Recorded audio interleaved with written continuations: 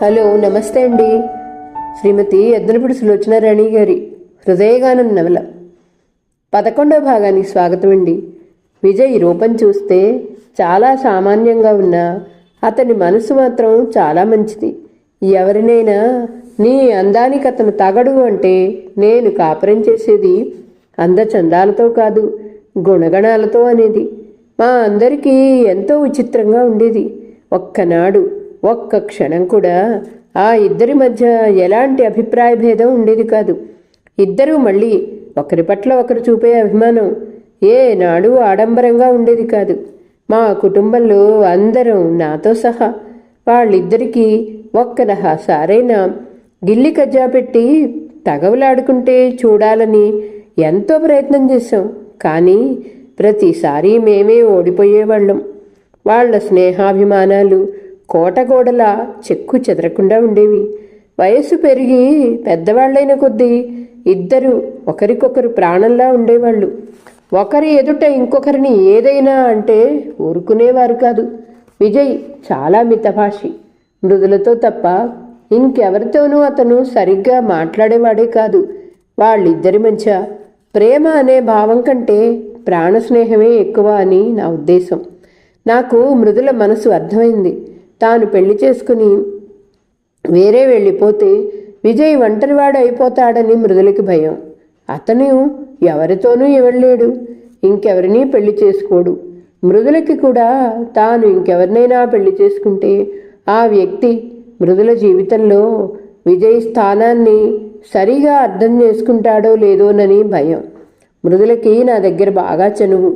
నా దగ్గర నిర్భయంగా ఈ సంగతులు మాట్లాడేది. మొదట వాళ్ళిద్దరికీ పెళ్లి చేసుకోవాలనే తలంపు లేదు.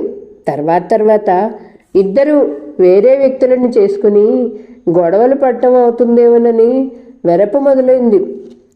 తర్వాత తాము ఇద్దరే పెళ్లి చేసుకోవడానికి నిశ్చయం చేసుకున్నారు. మృదుల పెళ్లికి తొందరపడలేదు. విజయ్ జీవితంలో నిలదొక్కుతున్న తర్వాతనే పెళ్లి అని నిశ్చయించుకుంది. విజయ్కి ఉద్యోగం దొరికింది. నాకు తెలిసిన ప్రైవేటు కంపెనీలో నేనే ఇప్పించాను. మృదుల కూడా లెక్చరర్ జాబ్ చేస్తుంది. మృదుల పేరిట హౌసింగ్ బోర్డులో కట్టిన డబ్బుకి క్వార్టర్ వచ్చింది. ఇద్దరూ పెళ్లి చేసుకోవటానికి పెట్టుకున్న నియమాలన్నీ అమలు జరిగాయి. నేను కూడా అమ్మకి ఇష్టం లేకపోయినా మృదులకి ఇష్టమైన వ్యక్తిని చేసుకుంటేనే సుఖపడుతుంది అని చెప్పి ఒప్పించాను. పెళ్ళి మా అందరి ఆమోదంతోనే నిశ్చయమైంది. విజయ్ మృదుల కంటే ఆనందంగా ఉన్నాడు. ఏనాడు మాట్లాడినవాడు ఆ రోజు నా దగ్గరకు వచ్చి నా చేయి అందుకుని, మీకు నేను చాలా రుణపడి ఉంటాను. మాకు ఈ పెళ్లి నిశ్చయం అయిందంటే అది కేవలం మీరు మాకు అండగా ఉండటం వల్లనే అని నాకు తెలుసు. నేను మృదులని మీ అమ్మగారు తీసుకురావాలనుకున్న సంబంధాల కంటే ఎక్కువగా సుఖపెట్టడానికి ప్రయత్నిస్తాను అన్నాడు. నేను తెల్లబోయాను. అతన్ని చూస్తే నాకు అర్థమైంది. విజయ్ ఆనందంతో నిశా కలిగిన మనిషిలా మాట్లాడుతున్నాడు. కోరుకున్న వ్యక్తిని పొందుతున్నాననే ఆనందం అలాంటిది కాబోలు అనుకున్నాను. కానీ మా అందరి ఆనందాల్ని కవళించేసి కాళరాత్రిలా అయింది ఆ రోజు. మృత్యువు విజయ్ని అంత తరుముకొచ్చి మింగేస్తుందని ఎవ్వరం ఊహించలేకపోయాం. ఆ రోజు మృదులతో, నీకు పెళ్లి చీర నేనే స్వయంగా సెలెక్ట్ చేసి తెస్తాను. ఈ ఒక్క చీర మాత్రం నేను ఎలాంటిది తెచ్చినా నువ్వు కట్టుకోవాలి అంటూ వాగ్దానం చేయించుకున్నాడు. మృదుల నవ్వుతూ సరేనంది. అతను చీర కొన్నానని షాప్ నుంచి ఫోన్ చేశాడు. రంగు, నాణ్యత నువ్వే చూద్దుగాని అన్నాడు. స్కూటర్ మీద వస్తుంటే లారీ గుద్దేసింది. అతని రాక కోసం ఎదురు చూస్తున్న మృదుల ఈ యాక్సిడెంట్ వార్త వినగానే నిలువున నీరయింది. అందరం హాస్పిటల్కి పరిగెత్తాం. మేము వెళ్ళేసరికి అతని ప్రాణం పోయింది. మృదుల శిలాప్రతిమలా అయిపోయింది. తర్వాత 6 నెలలు, ఏడాది పాటు మృదుల మామూలు మనిషి కాలేకపోయింది. రాత్రివేళ ఒకటే ఏడ్చేది. ఆ ఏడుపు చూస్తే మాకు భయం వేసేది. అది ఒక ఫిట్లా వస్తుంది. అది వరద పొంగులా వచ్చి ముంచేస్తుంది. దానంతటా అది పొంగులా తీసేయాలే తప్ప మనకెవరికీ ఊరడించడం సాధ్యం కాదు. మృదుల తనను తాను నిలవరించుకుంది. మళ్ళీ కాలేజీకి వెళ్ళసాగింది. అల్లరి పిల్లల చిలిపిగా ఉండే మృదులలో గాంభీర్యం, హుందాతనం వచ్చేశాయి. మా అందరితోనూ మామూలుగానే ఉండేది. మమ్మల్ని బాధ పెట్టకుండా ఉండేందుకు తన బాధని గుండెల్లో దాచుకుని నవ్వుతూ తిరిగేది. ఇది చూస్తే నా మనసు తరుక్కుపోయేది. అమ్మ మృదులకి పెళ్లి చేయాలని తాపత్రయపడేది. ఇలాగే ఒకసారి ఒక పెళ్లిళ్ల పెరయ్య ద్వారా ఒక కుటుంబం మృదులని పెళ్లి చూపులకై వచ్చేందుకు ఏర్పాటు చేసింది. ఇది విన్న మృదుల ఇంటి నుంచి పెట్టె తీసుకుని వెళ్ళిపోయి వర్కింగ్ ఉమెన్ హాస్టల్లో ఉండిపోయింది. మృదులని నేనే బతిమాలు తెచ్చాను. అమ్మ బాధ మృదులకి తెలుసు. ఆవిడ మీద ఏమీ కోపం కానీ తన మనసుని అర్థం చేసుకోలేదని వ్యధ. అమ్మ చీటికి మాటికి విజయ్ సంగతి ఎత్తి తిడుతూ ఉంటుంది. అలా చేస్తే మృదుల విజయ్ని అసలు మర్చిపోదమ్మా అని నేను కేకలేస్తూనే ఉంటాను. ఆవిడ చేదస్తం అలాంటిది. మృదులకి పెళ్లి చేసేయాలని ఆరాటం మినహా ఆవిడకి ఇంకేదీ పట్టదు.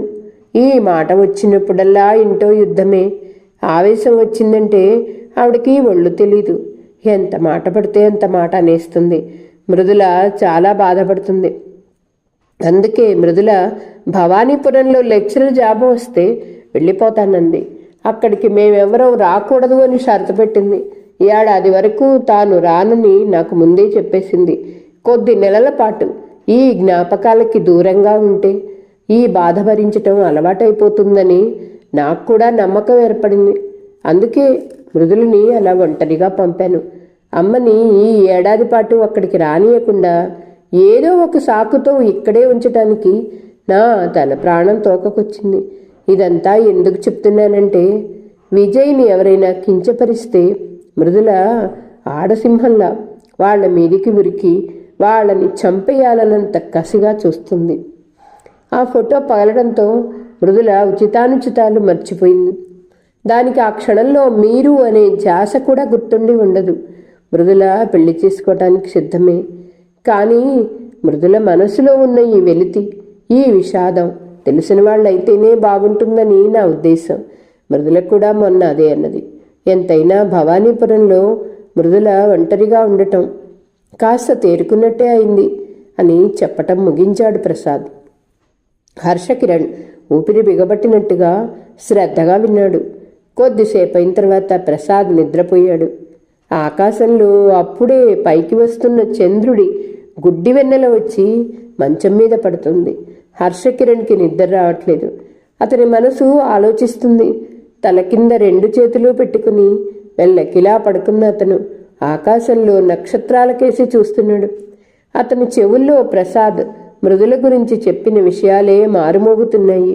ఆలోచించిన కొద్దీ అతను మృదుల వ్యక్తిత్వానికి మహాముగ్ధుడవుతున్నాడు. మృదుల విజయ్ పట్ల నిలబడిన తీరు అతనికి మరీ మరీ గుర్తుకొస్తుంది. మృదుల లాంటి స్నేహితురాలు, ప్రేమమూర్తి జీవితంలో పొందిన విజయ్ ఎంత అదృష్టవంతుడు. అదృష్టవంతుడా? కాదు, ఆ అదృష్టాన్ని అనుభవించలేని అతను దురదృష్టవంతుడు. అవును, విజయ్ ముమ్మాటికి మరీ దురదృష్టవంతుడేనేమో. విజయ్ గురించి విన్న తర్వాత హర్షకిరణ్కి ఇది వరకు మృదులంటే ఉన్న ఆకర్షణ ఇప్పుడు 1000 రెట్లు ఎక్కువ అయింది. ఇది వరకు ఉన్న గౌరవంతో పాటు ఇప్పుడు ఇంకా ఇష్టం కూడా కలగసాగింది. మృదులని జీవితంలో భాగస్వామిగా పొందిన వ్యక్తి మరో అదృష్టవంతుడు. అతను నిట్టూర్చాడు. వాచి చూసుకున్నాడు. 1 గంట చూపిస్తుంది. అతని కళ్ళు మెల్లగా నిద్రకి వశమయ్యాయి. తెల్లారిపోయింది. పక్షుల కోకువలతో అతనికి మెలకు వచ్చింది. అతను పక్క మీద లేచి కూర్చున్నాడు. ప్రసాద్ పక్క మంచం మీద లేడు. ఎప్పుడు లేచి వెళ్ళాడు? హర్షన్ కిరణ్ కిందికి లేచి వచ్చాడు. Good morning. రాత్రి నిద్రపట్టిందా బాగా? పేపర్ చూస్తున్న ప్రసాద్ అడిగాడు. పర్వాలేదు. కన్నా టూత్పేస్ట్ బ్రష్ తీసుకురా కేకేశాడు. హర్షకిరణ్ అరగంట అయిన తర్వాత స్నానం చేసి వచ్చి కూర్చుని పేపర్ చూస్తున్నాడు. అతను లేచి కిందికి వచ్చినప్పటి నుంచి మృదుల కనిపించనే లేదు. అసలు మాటే వినిపించలేదు. అతనికి ఉండాలో వెళ్ళిపోవాలో అర్థం కాలేదు.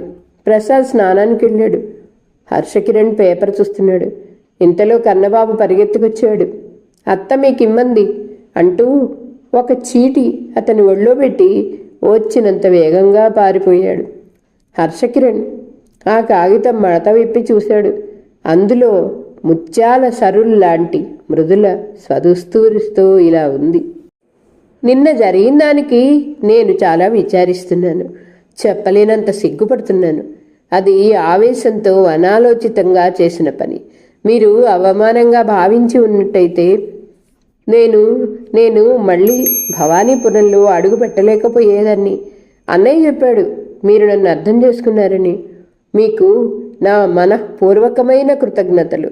మీరు ఊరు వెళ్లకుండా నా అభిమానాన్ని, సిగ్గుని కాపాడారు. నేను మీకు ఆజన్మాంతరం కృతజ్ఞురాల్ని. ఇట్లు మృదుల. ఆ ఉత్తరం చదువుతుంటే అతనికి ఏదో శక్తి వచ్చినట్లయింది. మృదుల మామూలు మనిషి అయింది. తనను తాను నిలవరించుకుంది. కాబట్టే ఈ ఉత్తరం రాయగలిగింది. Thank God. అతనికి చాలా సంతోషం కలిగింది. అతని గుండెల మీద నిన్న సాయంత్రం నుంచి మేరు పర్వతంలా ఉండి కుంగతీస్తున్న బాధ, అవమానం లాంటి వాటిని ఈ చిన్న ఉత్తరం చిత్రంగా ఊదేసినట్టు తీసేసింది. అతని మనసు ఇప్పుడు బాగా తేలికపడింది. ఒక మహా బాధ పొందిన తర్వాత మళ్ళీ అంతకు రెట్టింపు ఆనందం తప్పక కలుగుతుంది అని ఎక్కడో చదివాడు. ఆ కవి సూక్తులు ఈ క్షణంలో అతని జీవితంలో అక్షరాలా నిజమని నిరూపించాయి. నిన్న సాయంత్రం నుంచి పడిన బాధ మాయమవటంతో అతనికిప్పుడు తను మృదుల సన్నిహితులైనట్టు అనిపించింది. అంతేకాదు, అతనికి ఇన్నాళ్ళు మృదులలో అర్థం కానిదేదో ఇప్పుడు అర్థమైపోయినట్లుగా ఉంది. ఆ చీటీని అపురూపంగా చూసిన అతను జాగ్రత్తగా మడిచి జేబులో దాచాడు. రమేష్ కుర్చీలో కూర్చున్నాడు. చుట్టూ విస్సు, రంగా, సీను కూర్చున్నారు. రమేష్ సినిమాకి వెళ్దామా అన్నాడు సీను. నాకు ఇష్టం లేదు అన్నాడు రమేష్. పోనీ పేకాడదామా అన్నాడు విస్సు. పేకాట ఆడితే అతనే ఎక్కువ గెలుస్తాడు. అందరిలోకి విస్సుకి డబ్బులు ఎక్కువ వస్తాయి. నాకు మూడు లేదు అన్నాడు రమేష్. పోనీ అలా వెళ్ళి కారులో తిరుగుదామా రంగా సలహా ఇచ్చాడు. పరమ బోరు, అవే రోడ్లు, అవే మనుషులు, విసుగ్గా ఉంటుంది. రమేష్ తిరస్కరించాడు. మరేం చేద్దాం నువ్వు చెప్పు. అదే నాకు తోచట్లేదన్నాడు రమేష్. అతను కాలేజీకి సెలవులు ఇచ్చిన తర్వాత వారం రోజులు అక్కడే ఇంట్లో ఉండిపోయాడు. ఓ రోజు హఠాత్తుగా విసు దగ్గరికి వచ్చేశాడు. నాకేం తోచటం లేదు, పరమ బోరుగా ఉందన్నాడు. రమేష్ తన దగ్గరికి వచ్చినందుకు ఫ్రెండ్స్ చాలా ఆనందించారు. ఈ మధ్య 4 రోజులుగా అతను ఇంట్లోనే ఉండిపోయాడు. వాళ్ళని కలవలేదు. ఒకసారి సీను ఫోన్ చేసి అడిగేశాడు, రమేష్ ఎందుకు మమ్మల్ని ఇలా వదిలేశావు? మేమేం తప్పు చేశామన్నాడు. రమేష్ మాట్లాడలేదు. కనీసం కారణం ఏమిటో చెప్పు. నువ్వు అవసరం లేదనంటే నీ గురించి ఒక్క మాట కూడా ఎత్తాం అని విస్సు చెప్పమన్నాడు. నేను డాడీ ఇంట్లోనే ఉండమని అన్నారు, అందుకని. రమేష్ నసిగాడు. డాడీ ఉండమంటే ఉండిపోయావన్నమాట. అటే బిగ్ జోక్. అయితే రమేష్ మంచి బాలుడిగా తండ్రి మాట వింటున్నాడన్నమాట. షటప్. నువ్వే విస్సుకి ఏమని సమాధానం చెప్తావో చెప్పు. సరే, సీను ఫోన్ పెట్టేశాడు. రమేష్ ఫోన్ పెట్టేసి చాలాసేపు ఆలోచనగా కూర్చుండిపోయాడు. అతనికి స్నేహితుల దగ్గరికి వెళ్ళటం ఏమాత్రం ఇష్టం లేదు. కానీ ఒంటరిగా ఉండి ఏం చెయ్యాలో కూడా తోచటం లేదు. పొద్దు గడవటం అనేది గడ్డు సమస్య అయింది. కాలేజీ ఎప్పుడు తెరుస్తారా అని క్యాలెండర్లో రోజు తేదీలు లెక్క పెట్టుకుంటున్నాడు. అతను లేచి గదిలో బోనులో పులిలా అటు ఇటు తిరగసాగాడు. మర్నాడికి ఉండలేకపోయాడు. కారు తీసుకుని బజారుకి వెళ్ళాడు. అక్కడ అతని కోసం కాపు వేసిన సీను, రంగా, విస్సు కారు దగ్గరికి వచ్చారు. అతన్ని పట్టుకుని, నువ్వు మాతో మాట్లాడపోయావంటే నిన్ను ఎత్తుకుపోతాను తెలుసా అన్నారు. ఎత్తుకెళ్ళి ఏం చేస్తారు అన్నాడు రమేష్ కాస్త అయినా భయం లేకుండా. నిన్ను దాచేసి మీ నాన్నని డబ్బు కోసం వేధిస్తాం. మీ నాన్న డబ్బు ఇస్తారు. అప్పుడు ఎంచక్క ఆ డబ్బుతో హాయిగా సినిమాలు చూస్తూ సుఖంగా ఉంటాం. 7 సార్లు మా నాన్న డబ్బు ఇవ్వకపోతే నిన్ను మర్డర్ చేస్తాం. రమేష్ అలాగా అన్నట్టు చూశాడు. చేతులెత్తుతూ అయితే రండి, ఎత్తుకుపోండి అన్నాడు. సీను వచ్చి మీద చెయ్యేశాడు. రమేష్ ఈడ్చి కొట్టాడు. సీను వెళ్ళి దూరంగా పడ్డాడు. ఈడియట్స్. రమేష్ తిట్టాడు. విసు దండం పెట్టాడు. సరదా కంటే అంత కోపం ఎందుకురా? మా స్నేహితుడివి బాబు, నిన్ను నమ్ముకున్న వాళ్ళం. మమ్మల్ని హఠాత్తుగా నడి సముద్రంలో ముంచేసి మా ముఖాలు చూడకుండా ఇంటి దగ్గరే ఉండిపోతే మా గతేంగాను. విస్తూ ఇలా బతిమాలటంతో రమేష్ కాస్త శాంతించాడు. ఆ పూట అతను వాళ్లతో కలిసి గదికెళ్ళాడు. సినిమాకి వెళ్ళారు. రమేష్ ఇంటికి వెళ్ళిపోయాడు. అతను మర్నాడు నుంచి ఫ్రెండ్స్ దగ్గర ఉంటున్నాడు. కానీ మనస్ఫూర్తిగా వాళ్లతో కలవలేకపోతున్నాడు. వాళ్ళ జోక్స్ ఇదివరకులా ఆనందించలేకపోతున్నాడు. వాళ్ళ మాటలు ఒక సోదిలా విసుకొస్తున్నాయి. ఒక్క మాటలో చెప్పాలంటే వాళ్ళ దగ్గర వాతావరణమే పరమ బోర్ అనిపిస్తుంది. సీను వీధి వెంట వెళ్తున్న ఒక ముసలమ్మను చూస్తూ, ఆహా, జాకెట్ల సుందరాంగి వెళ్తుంది అంటూ ఈలవేశాడు. ఆవిడ తిరిగి చూసింది. సీను కన్ను కొట్టాడు. ఓరి నీ మొహం మండ! ఆవిడ తిట్టుకొని పవిట కొంగు బాగా సరి చేసుకుని వెళ్ళింది. ఇంకో 4 ఏళ్ల చిన్నపిల్ల గౌన్ లేకుండా దేనికోసమో తల్లి వెంట ఏడుస్తూ వెళ్తుంది. నగ్న సౌందర్యపు మొగ్గని చూడరా, బ్యూటిఫుల్గా లేదు అడిగాడు విసు.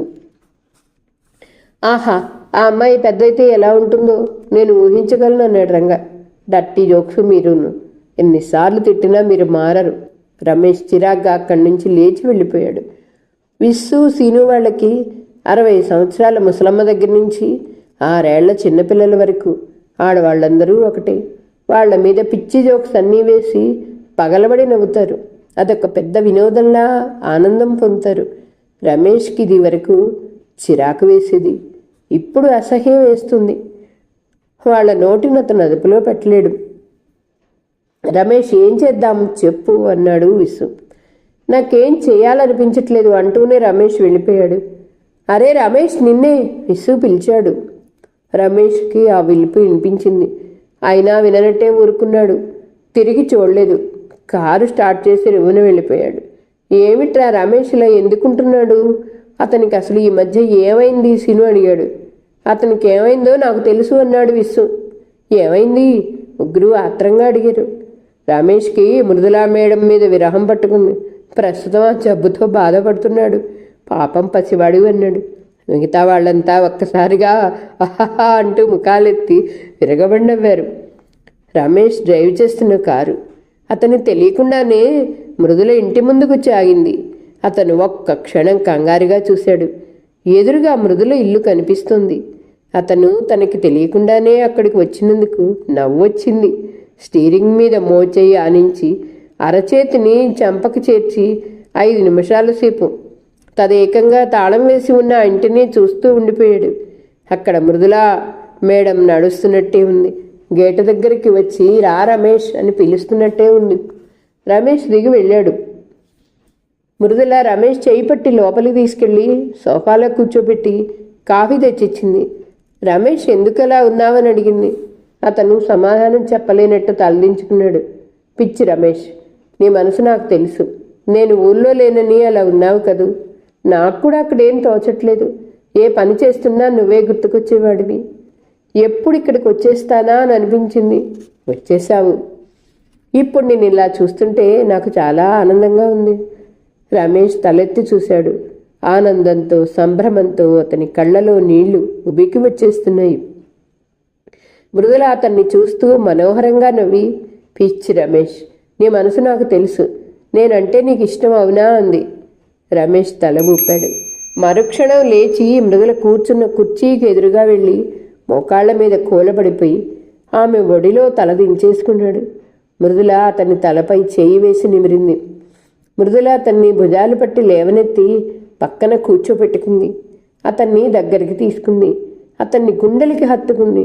ఆమె స్పర్శకి అతనిలో అణువణువు పులకించిపోతుంది. వెనుక నుంచి ఇంతలో చెవులు చిల్లుమనేట్టు బోయ్ బోయ్ అంటూ హార్న్ వినిపించింది. కారులో స్టీరింగ్ మీద చెయ్యి వేసి చెంపకి చెయ్యి ఆనించుకొని కూర్చుని తాళం వేసి ఉన్న మృదుల ఇంటివైపే తదేకంగా ఈ ప్రపంచమే మర్చిపోయినట్లుగా కూర్చుని ఉన్న రమేష్ ఉలిక్కిపడి వెనక్కి తిరిగి చూశాడు. వెనక కారు ఒకటి ఆగుంది. రమేష్ ఈ లోకంలోకి వచ్చినట్టుగా చూసి తన కారును స్టార్ట్ చేసి పక్కకి తీశాడు. కారు వెనుక ఆసామి. రమేష్ పక్కగా కారాపి, ఏమయ్యా, రోడ్డు మీద కారాపి నిద్రపోతున్నావా? బుద్ధి లేదు అంటూ తిట్టి వెళ్ళిపోయాడు. రమేష్ కారుని తిప్పాడు. మృదుల ఇంటి ముందుగా వచ్చింది కారు. అతను కారు ఆపి దిగాడు. ఒక్క క్షణం తటపటాయించి తర్వాత కారు దిగి వెళ్ళాడు. గేటు తాళం వేసలేదు. అతని గేటును తీసుకుని వెళ్ళాడు. వరండా మెట్లెక్కి ఒక్క నిమిషం ఆగాడు. అక్కడ దుమ్ము చెత్త దులిపి జేబురుమాలు వేసుకుని కూర్చున్నాడు. ఎంత టైం గడిచిందో తెలియదు. కానీ అతనికి అలా ఒంటరిగా కూర్చోవటం బోరుగా అనిపించట్లేదు. కాగా చాలా హాయిగా ఆనందంగా కూడా అనిపించింది. మృదుల హర్షకిరణ్ ట్యాంక్ బడ్డ ఒడ్డున నడుస్తున్నారు. వేసవి కాలం కావటం వల్ల నీళ్ల మీద నుంచి వచ్చే చల్లటి గాలి హాయిగా ఉంది. హర్షకిరణ్ ఈ ఊరొచ్చి 6 రోజులైంది. అతను బ్యాంకులో 2 లక్షల రూపాయలకి లోన్ అప్లై చేశాడు. ఆ లోన్ విషయంలో అతను అప్పటికే 2-3 సార్లు హైదరాబాద్ వచ్చాడు. మాటిమాటికి ఇక్కడికి రావాలంటే అతనికి కుదరదు. ఈసారి ప్రసాద్ కల్పించుకొని మా బ్యాంకులో తెలిసిన వాళ్ళ ద్వారా ఆ ఫైల్ త్వరగా కదిలేలా చూశాడు. ప్రసాద్ ఆ బ్యాంకులో బాగా పరిచయస్తులు ఉన్నవాళ్ళు అవటం వల్ల హర్షకిరణ్ వచ్చిన పని త్వరగా అయింది. ఏ రోజుకి ఆ రోజుకి ఆ పూట పని అయిపోతుందని అనుకోవటంతో ప్రసాద్ బలవంతం వల్ల హర్షకిరణ్ ఉండిపోయాడు. చివరికి లోన్ శాంక్షన్ అయింది.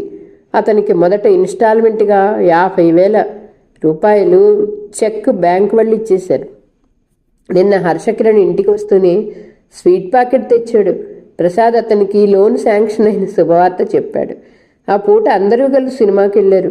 5-6 రోజుల్లో హర్షకిరణ్ ఆ ఇంట్లో ఒకడిగా కలిసిపోయాడు.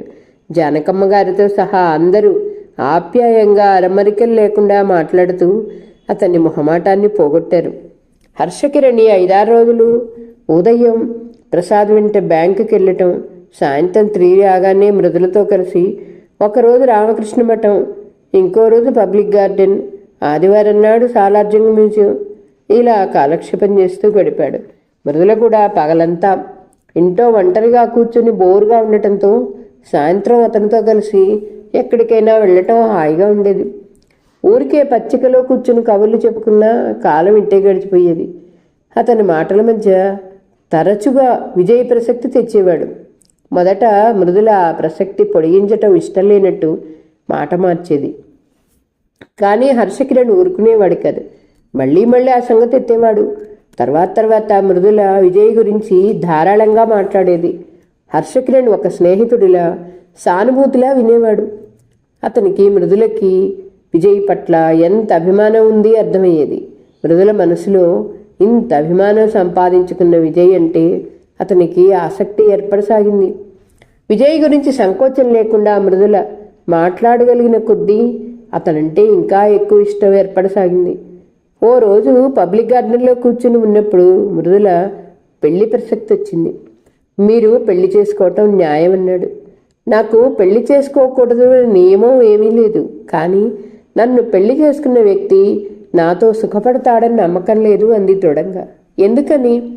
నేను విజయ్ని ఎంత ఇష్టపడతానో తెలిస్తే ఆ వ్యక్తి నా మీద తప్పక అనుమానపడతాడు. నాతో అతనికి ఇక సుఖం ఉండదు. అది పాయింటే.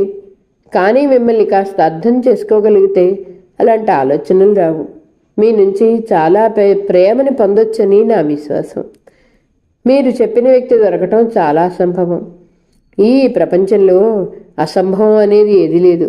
మనం ప్రయత్నం చేయాలి కానీ అన్నాడు అతను. అత్త ఇక ఇంటికి వెళ్ళిపోదాం. దూరంగా ఆడుకుంటున్న కన్నబాబు వచ్చాడు. దానితో ఆ ప్రసంగం అక్కడితో ఆగిపోయింది. ఆ విధంగా ఈ 5-6 రోజుల్లో ఇద్దరి మధ్య చనువు పెంచే సంభాషణలు చాలా జరిగాయి. ఈ రాత్రికి హర్షకిరణ్ వెళ్ళిపోతున్నాడు. సాయంత్రం ఇద్దరూ ట్యాంక్ బండ్కి వచ్చారు. ఒకరి పక్కన ఒకరు మౌనంగా నడుస్తున్నారు. ఇద్దరు సంభాషణ జరగకపోయినా అలా కలిసి నడవటంతో ఒకరి పక్కన ఒకరు ఉండటంలో ఏదో హాయి ఉంది. శాంతకి ఏం కబుర్లు చెప్తారు అడిగాడు హర్షకిరణ్. కులాసాగా ఉన్నానని చెప్పండి అంది మృదుల. ఈ 5-6 రోజులు 5-6 క్షణాల్లా గడిచిపోయాయి. నేను వేరే లోకంలో ఉన్నట్టుంది. మీ ఇంట్లో అందరికీ నేను ఎలా కృతజ్ఞతలు చెప్పాలో తెలియట్లేదు. నేనెన్నడూ స్నేహితుల ఇంట్లో కానీ బంధువుల ఇంట్లో కానీ ఉండి ఎరగను. ఎప్పుడు ఎవరింటికి వెళ్ళినా వాళ్ళని చూసి ఒక అరగంటో గంటో ఉండి హోటల్కి వెళ్ళిపోయేవాడిని. అలాంటిది మీ ఇంట్లో మీ అందరిలో ఏ మంత్రం ఉందో ఏమో కానీ నాకు హోటల్కి వెళ్ళాలన్న సంగతే గుర్తురాలేదు. రాత్రి పడుకున్నప్పుడు అయ్యో ఇదేమిటి, ఇన్నాళ్ళు నేను ఇలా ఉండటం ఏమిటి అని గుర్తుకొచ్చి మొహమాటంగా అనిపించిన మర్నాడే హోటల్కో వెళ్ళిపోవాలని ఎంతగానో నాలో నేను అనుకున్నా. తీరా పొద్దుట్లు లేచి కిందికొచ్చేసరికి ఆ మాటే గుర్తుండేది కాదు. మృదుల నవ్వింది. మీరు భలే చెప్తారు. మీకు హోటల్కి వెళ్ళాలి అని ఆ రాత్రి వేళ అయినా గుర్తుకొచ్చిందంటే మా ఆతిథ్యంలో ఏదో లోపం ఉందన్న మాటే ఉంది. ఆ బెబ్బే అలా అనకండి అన్నాడు అతను. ఇద్దరూ ఇంటికొచ్చారు. జానకమ్మ త్వరగా వంట చేసింది. హర్షకిరణ్ని భోజనం చేసి వెళ్ళమని బలవంతం చేసింది. ప్రసాద్ ఇంట్లో లేడు. బ్యాంకులో ఏదో పార్టీ ఉంటే ఆలస్యంగా వస్తానని కబురు చేశాడు. మృదుల టేబుల్ దగ్గర కూర్చుని తనే హర్షకిరణ్కి స్వయంగా వడ్డిస్తూ భోజనం పెట్టింది. అతనికి ఈ అనుభవం చాలా కొత్తగా ఉంది. మృదుల అతనికి పెరుగు వడ్డిస్తుంది. విజయ్ ఇలాగే ఊరు వెళ్ళేటప్పుడు త్వరగా భోజనం చేసేవాడు. సరిగ్గా తినమని తను కసిరేది ఆలోచిస్తూ వడ్డిస్తుంది మృదుల. అరెరే ఏమిటా పెరిగేయటం? మృదుల చేయిపట్టి ఆపేశాడు. మృదుల ఈ లోకంలోకి వచ్చింది. ఆమె కళ్ళు ఏ సుదూర తీరాల్లో ఏదో సుందర దృశ్యం చూస్తున్నట్టున్నాయి. మీకు విజయ్ గుర్తుకొచ్చాడు అవునా అన్నాడు హర్షకిరణ్. మృదుల కళ్ళల్లో తడి కనిపించింది. అవునన్నట్టు చూసింది. విజయ్ విషయం నిస్సంకోచంగా ఇంకో వ్యక్తితో మాట్లాడుతుంటే ఎంతో హాయిగా ఉందనిపిస్తుంది. అతను భోజనం చేసి లేచాడు. మృదుల చెంపకి చేయి ఆనించుకొని కూర్చుని అతని వైపే చూస్తుంది. హర్షకిరణ్ బయలుదేరే ముందు అందరితో చెప్పి మృదుల దగ్గరకు వచ్చి వెళ్తున్నాను అన్నాడు. మృదుల తల ఊపింది. అతను వెళ్ళబోతున్నవాడల్లా ఒక్క క్షణం ఆగి మృదుల మీరు త్వరగా వచ్చేయండి అన్నాడు. అతను మృదులను పేరు పెట్టి పిలవటం ఇదే మొదటిసారి. అయినా ఆ పేరు ఎంతో సహజంగా ఎన్నాళ్ల నుంచో అలవాటు ఉన్నట్టుగా అతని నోటి నుంచి వెలువడింది. మృదుల అతన్ని గేటు వరకు వచ్చి సాగనంపింది. అతను ఆటో ఎక్కబోతూ వెనక్కి తిరిగి ఓకే గుడ్ నైట్ బాయ్ అన్నాడు. మృదుల చేయి ఊపింది. ఆటో వెళ్ళిపోయింది. మృదుల ఒక్క నిమిషం అలాగే నిలబడిపోయింది. విజయ్ కూడా అచ్చు ఇలాగే ఓకే బాయ్ అనేవాడు. మృదులకి అది గుర్తురాగానే మనసంతా ఎలాగో అయింది. హర్షకిరణ్ మొదటిసారి చూసినప్పుడే తనకి నచ్చాడు. ఎందుకని? అతను కూర్చోవటంలో మాట్లాడుతూ మధ్యలో తనకి తెలియకుండానే ఎడమ చేత్తో క్రాఫ్ పైకి సర్దుకోవటంలో, ఎడమ చేత్తో కాఫీ కప్పు అందుకొని తాగటంలో విజయ్ అలవాట్లు సుస్పష్టంగా ఉన్నాయి. మృదులకి అతన్ని చూసిన కొద్దీ విజయ్ గుర్తుకొచ్చేవాడు. ఇప్పుడు అతనితో విజయ్ని గురించి చర్చించటం, అతని అలవాట్ల గురించి మాట్లాడటం ఎంతో హాయిగా ఉంది. ఇన్నాళ్ల నుంచి తన మనసులో చీకటి వర్షాన్ని కురిపిస్తున్న ఒంటరితనంలోకి హర్షకిరణ్ వెలుగు రేఖలా చొచ్చుకొస్తున్నట్లు అనిపించింది. అతను తెలిసి చేస్తున్నాడో తెలియక చేస్తున్నాడో మృదులకు అర్థం కావట్లేదు. కానీ ఒకటి మాత్రం నిజం, ఏ ఆడపిల్ల అయినా మనసులో ఒక వ్యక్తిని ఇష్టపడుతుందని, అతని జ్ఞాపకాలతో బతుకుతుందని తెలిస్తే మరో పురుషుడు ఆమెకు దగ్గరగా ఉండలేడు, ఆమె పట్ల ఇష్టం ప్రదర్శించలేడు. కానీ హర్షకిరణ్ అందరి మగవాళ్ళకి విరుద్ధంగా ప్రవర్తిస్తున్నాడు. విజయ్ సంగతి మృదులలో ఒక భాగంగా అతను స్వీకరించాడు. మధ్యాహ్నం వేళ మృదుల మంచం మీద వెనక్కి దిళ్ళకి జారిగిలబడి ఆనుకొని కూర్చుని పుస్తకం చదువుతుంది. పక్కనే ఉన్న ట్రాన్సిస్టర్లో నుంచి అతి మెల్లని స్థాయిలో సుబ్బలక్ష్మి మీరా భజన్ వినిపిస్తుంది. అత్త ఇదిగో నీకు ఉత్తరం వచ్చింది అంటూ కన్నబాబు ఇచ్చి పరిగెత్తాడు. మృదుల కవరు చూసింది. అడ్రస్ రాసిన దస్తూరి చిరపరిచితం కాదు. ఫ్రమ్ అడ్రస్ లేదు. మృదుల కవరు చింపింది. గులాబీ రంగు కాగితాలు, ఖరీదైనవి. చాలా కాగితాలున్నాయి. మృదుల కాగితాలు తిప్పి సంతకం కోసం చూసింది. రమేష్ అని ఉంది. మృదుల ఉత్తరం మొదలుపెట్టి చదవసాగింది. నేను రమేష్ని. మీరు ఈ సెలవుల్లో నన్ను మర్చిపోలేదు కదూ. మర్చిపోరనే ధైర్యంతోనే ఉత్తరం రాస్తున్నాను.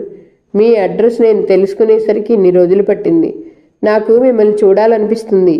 ఈ అడ్రస్ చూడగానే రెక్కలు కట్టుకొని ఎగిరి రావాలని ఎంతగానో మనసు తహతహలాడుతుంది. నాకు మీరు ప్రతిరోజు ప్రతిక్షణం గుర్తొస్తున్నారు. నేను మీకు గుర్తుకొస్తానా అని సందేహం కలుగుతుంది. మీరు వెళ్ళిపోయిన తర్వాత కానీ ఎందుకో కానీ ఊరు నాకు అసలు బాగాలేదు. మీరు చెప్పినట్లుగా బాగా చదవాలని తాపత్రయం. అందుకే విసు వాళ్ళ నుంచి విడిపోయాను. నాన్నగారి దగ్గరే ఉంటున్నాను. కానీ నాకు బోరు కొట్టేస్తుంది. కాలేజీకి వెళ్ళకపోతే తోచట్లేదు. నా మనసు పిచ్చి పిచ్చిగా అనిపిస్తుంది. నేనేం చేస్తున్నానో తెలుసా? రోజు సాయంత్రం వేళ మీ ఇంటి ముందు కారు ఆపి కూర్చొని ఇంటివైపే చూస్తుంటాను. మీతో గడిపిన సంఘటనలు, మాట్లాడిన మాటలు గుర్తుకొస్తున్నాయి. అలా ఎంతసేపు కూర్చుంటానో నాకే తెలియదు. చిత్రం ఏమిటో సుమా, నాకు అలా కూర్చోవటం, ఆ ఇంటికేసి చూస్తూ ఉండటం బోరు కొట్టనే కొట్టదు. ఈరోజు కథ ఇంతటితో సమాప్తమండి. మరలా తర్వాయి భాగంతో కలుద్దాం. నా కథ మీకు నచ్చితే please like, share, subscribe and comment. ఉంటానండి. పద్మావతి చావలి.